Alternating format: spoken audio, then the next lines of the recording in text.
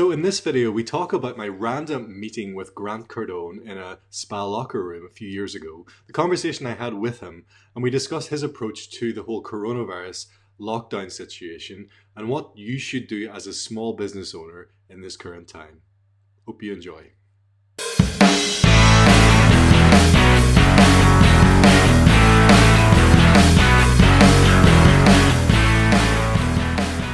Grant Cardone, as I say, his real estate investments are, I think it's 1 point something billions worth of real estate.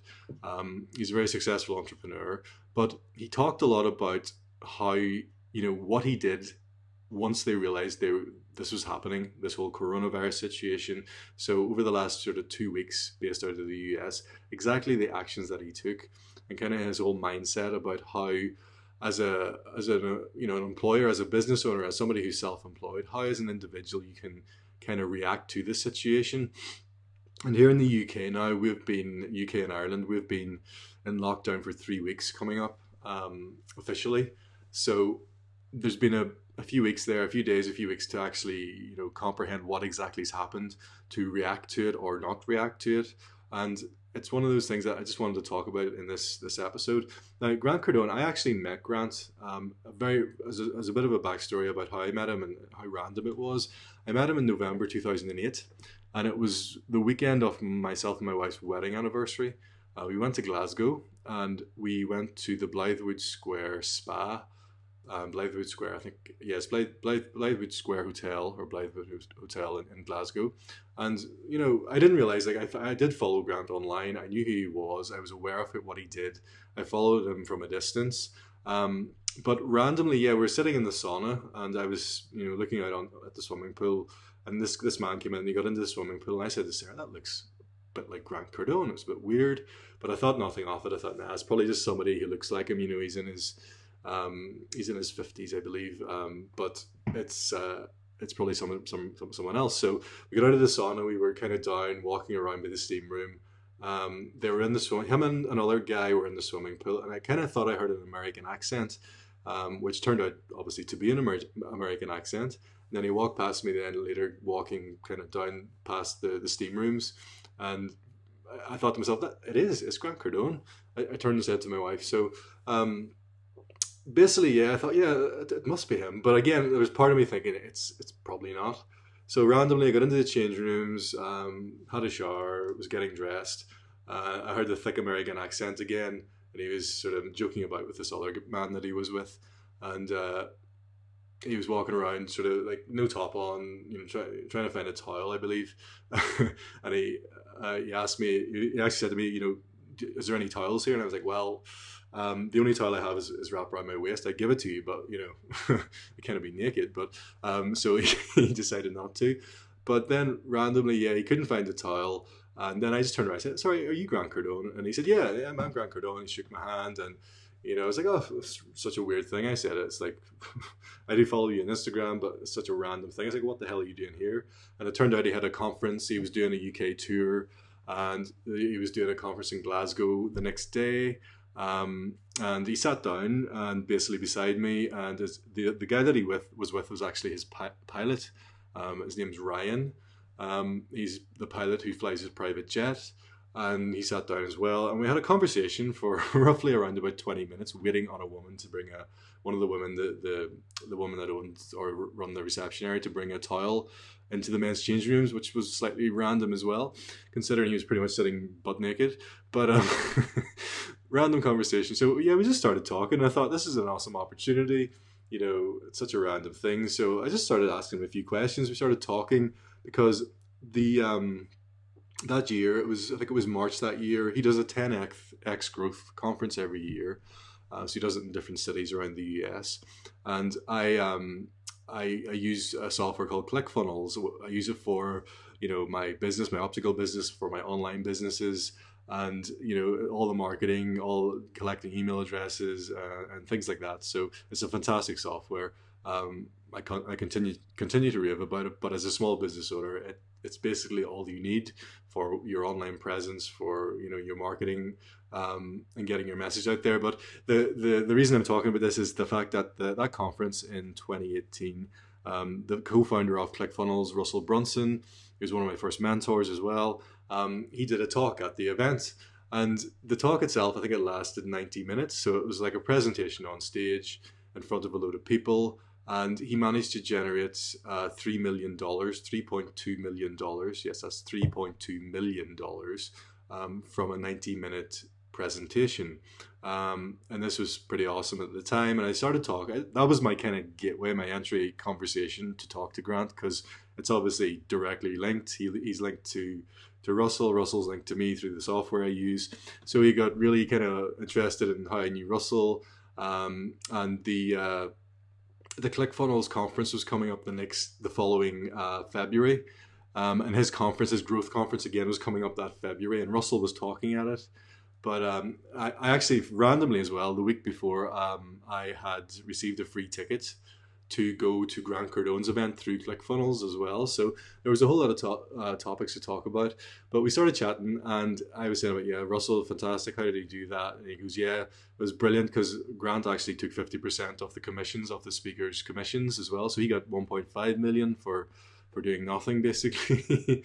But he was chatting about that, and then I was saying I was going over to Nashville for the ClickFunnels conference, which was only a couple of weeks, I think, after or before the 10X conference, and I told him I got a ticket to it and stuff. So we started chatting about that, and I just started asking him a few questions about, in business.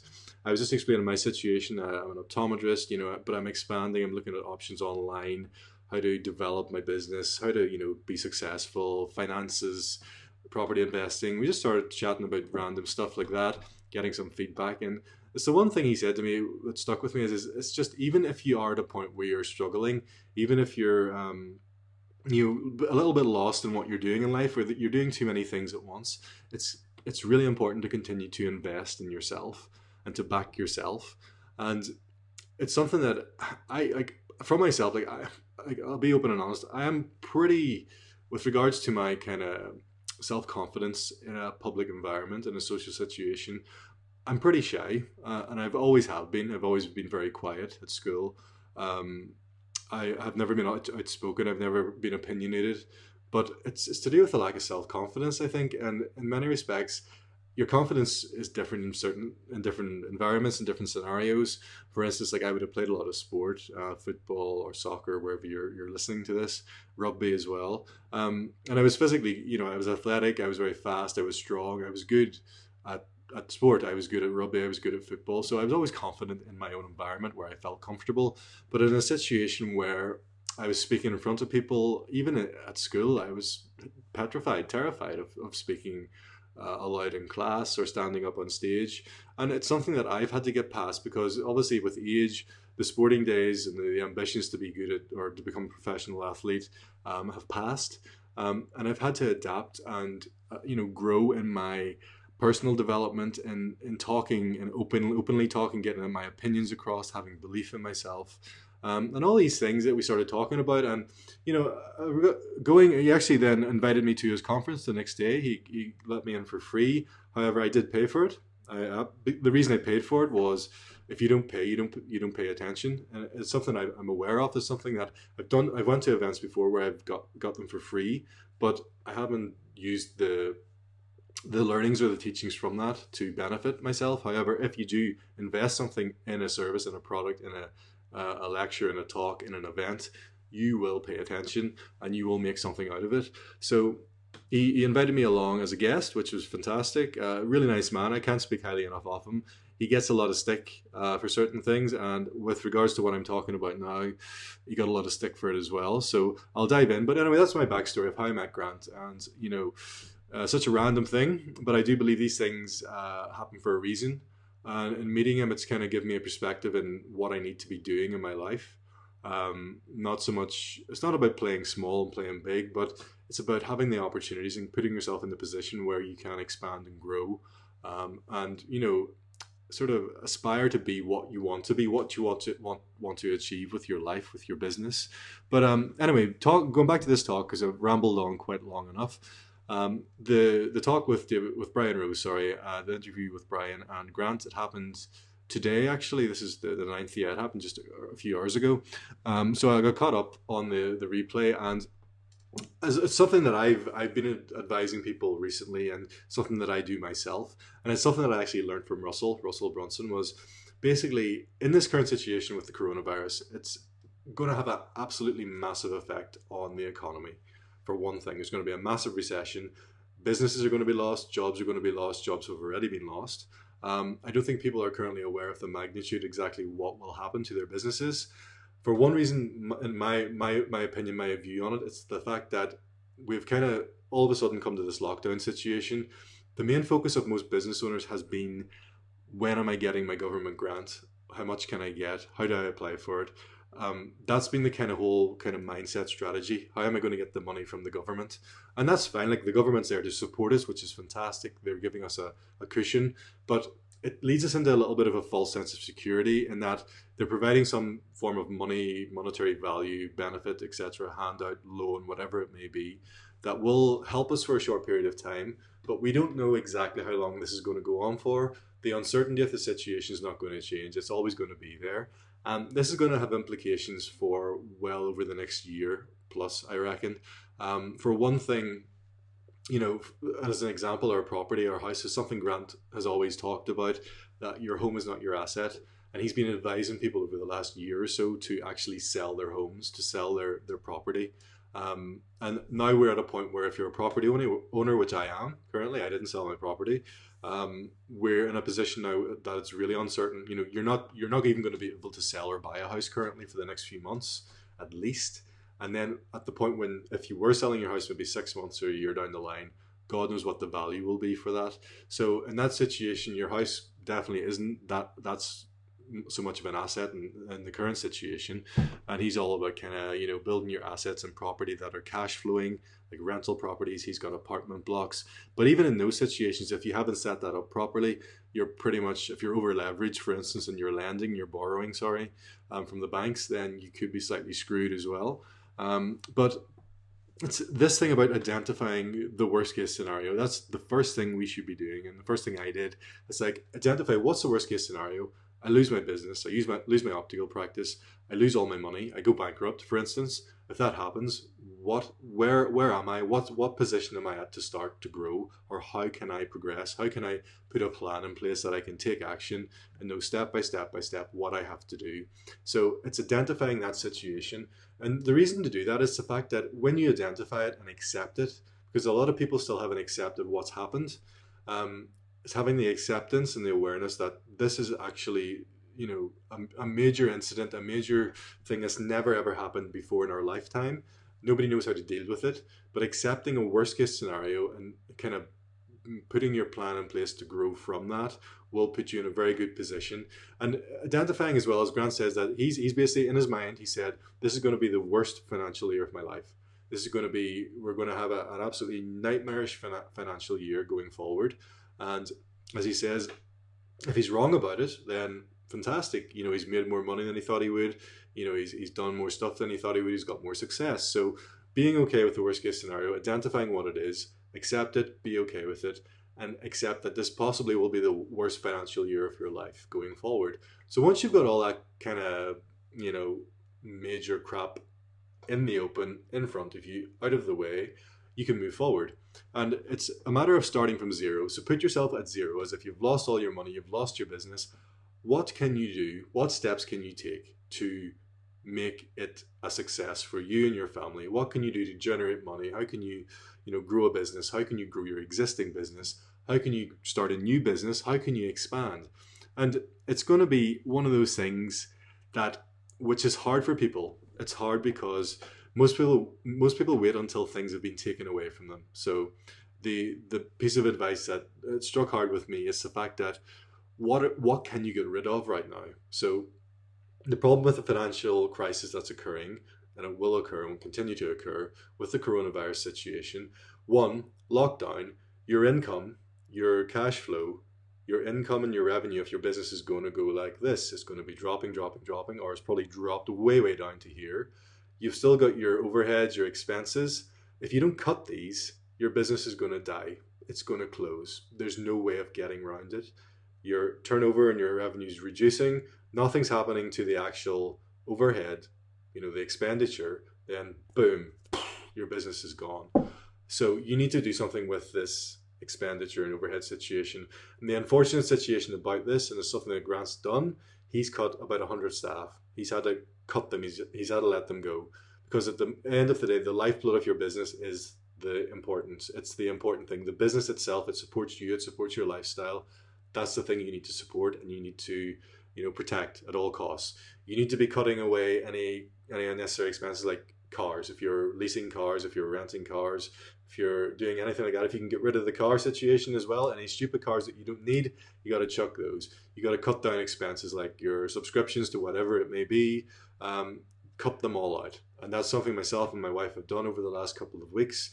I'm actually going to be calling my car garage tomorrow because we have a car out on a lease, and I'm going to discuss what the options are with that and most likely get rid of it because we have two cars here. At the moment, we don't need two cars. It's pointless. There's one car has been sitting that hasn't moved in 2 weeks. So I'm getting rid of one of the cars. And that's something that I'm doing tomorrow. So that will be and save me probably around about 350 quid a month, roughly, overall. But yeah, so cut your expenses. You'll have to cut expenses because if you don't, your business will die. Simple. And it's basically like it's a fire because it is once your income goes down. If you're keeping your expenses where they are, if you're adding things to it, your business will be screwed, and that's pretty much what I've said. So what's happened now? Because you talked a little bit about the lockdown. You've basically lost your freedom. You've lost your freedom of going to your business, your freedom of going out, your freedom of visiting your parents, your relatives, your son, your daughter. It's taken away your freedom. And there's been a lot of talk about that in that interview with the David Icke thing about how they've constructed this, that they're actually teaching people that this is what's going to be the new norm. You're going to have periods of loss of freedom and to get used to it. And potentially, who knows, it could be related, but it's hard to say. It's hard to know. And I'm not going to comment either way on it. But it's basically, yeah, it's identifying then your assets and your liabilities. So that's making those lists. What's your assets? What's your liabilities? And then the next question you have to ask yourself, how do I collect money? How do I generate money now? My business is closed. My income's dried up. I have no assets to sell or whatever it may be. How do I go about collecting money? And that's where you have to get creative. And that's why what I'm doing, what myself and Sarah are doing, what we've been doing over the last few years, out of an incident that occurred mainly for myself personally, the period of illness, I realized how fragile my business was and that economic shifts can affect it so much. And if I wasn't there to work in it, my business doesn't exist. On a smaller scale, I identified the risks and the issues there, but this whole coronavirus thing is totally blowing that out of the water, where I've had to now take action and focusing more on online business streams, online economy, and online options to support a lifestyle, to generate income, and to use my talents, my skills, my abilities, my experience that I've acquired over the years from being a business owner, from working within the online business world, from being mentored by some of the best in the world in marketing and online business, using those strategies and skills to help other business owners, to help other people, and to use that then to build my own business, my own income going forward. And that's the kind of 30,000 foot view of the overall strategy that I'm implementing at the moment. But it's the thing where instead of being comfortable, you're lured into a false sense of security currently, based around these government handouts, based around being subsidized for maybe 3 months. People might be sitting back and just relaxing and taking it as a bit of a holiday, which is absolutely not. You got to get to work. You got to put things in action. You got to learn new skills. You got to equip yourself with the strategies, the knowledge, the mindset to basically know what to be in a position that when no matter what happens, no matter what the outcome may be, if you lose your business, if you don't lose your business, that you have these skills and strategies to move forward. And here's the thing. This is a massive change in history. This is a massive point in time. And I don't think a lot of people are aware of this. A lot of small business, a lot of retail, a lot of commercial, a lot of stuff is going to be absolutely wiped out. And it's a transition zone from the industrial age, the actual kind of more conventional business models. And it's a big, big shift now. It's just happened within a matter of weeks into the information age, which you should use as a positive and as an asset, because the skills, strategies, and experiences that you've gone through in your life, in your business, you can now take that and you can use that and you can package that into an information product. And that's just one example of what you could do. And you can use that and you can sell that and you can get an income from that. And it may sound a little bit alien to you at the moment, but this is something that people have been doing for years. I personally know people that are making millions upon millions out of information products, digital products that have taken their time to produce and record, to put together, to grow an audience, to build a list. But they're information products that they set up once, and that's making money for them in the background. And it's something that anybody can do. And no matter how little you think of yourself as far as what experience or what expertise you have, everybody in an industry, in their own niche, in their own sector, is an expert in some way, shape, or form.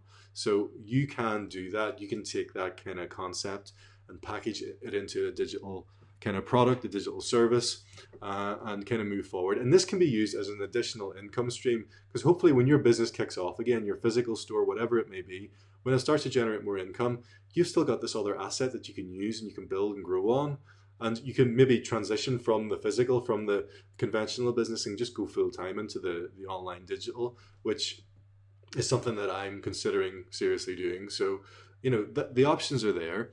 So the other kind of thing that Grant was talking about is most people they get comfortable, and this whole handout, government funding, government handouts gives you a little bit of a comfort blanket, which can, lead you into a false sense of security. So take action, identify what strategies, what can you adopt and identify now to help you move forward. And the other thing I would just mention on that, obviously in a way I'm being slightly biased, but it's an honest opinion. It's one of these things that from experience, there is a lot of crap out there. There's a lot of so-called get rich quick schemes, and there's a lot of expert gurus that have maybe watched a few YouTube videos and not really walked their talk, so to speak. So it's a minefield as far as what strategy, what course, what training should I take.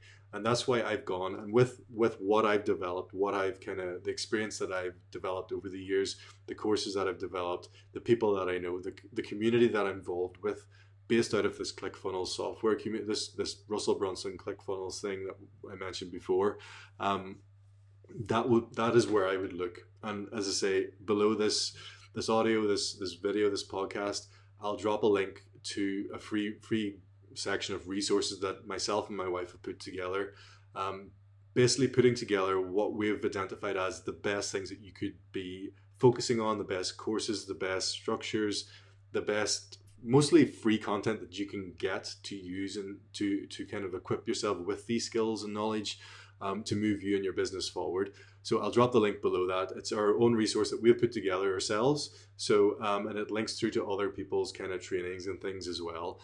So it's the best things that we would advise any other business owner, anybody who's a business owner. I've been a business owner for over 12 years now, a small business owner. My wife has been for probably 6 years now, I think.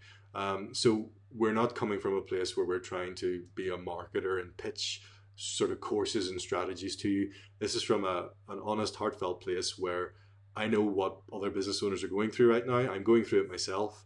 And these are the things that will help you moving forward. So these are genuine things made by actual people who have got results, people that are actually ethical in what they do, and successful in what they do. So have a look at that link below. And to finish off, it's basically, so most people, as Grant says, most people are thinking everything's going to be okay in a few months. And if I'm worried about if you're wrong, as he said, if he's wrong about this being the worst year of his life, then he'll have made more money and the outcome will have been different. But most people are kind of, and it's a good thing in one respect, most people are, cup half full as opposed to half empty. They're more positive thinking, but in a lot of respects, you can sugarcoat this situation all you like. It's going to be tough and you got to be prepared. And he said as well, because this is so big, like this is a massive thing, a massive impact to the economy, to healthcare, to people's lives and their livelihoods. There's a possibility that they might just hit the reset button, which is an interesting concept. that people would just be like, oh, sorry, we're just going to hit a reset button. Everybody's going to start from this level and we'll move forward from it.